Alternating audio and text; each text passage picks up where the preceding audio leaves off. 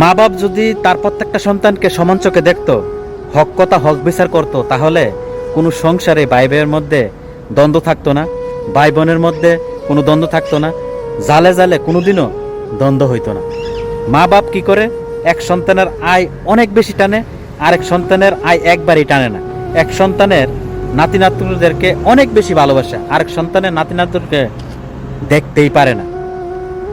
গড় ভাগাভাগির সময় সবচেয়ে ভালো গড়টা এক সন্তানরে দে, আরেক সন্তানরে ভাঙ্গাচুরা গড়টা দে।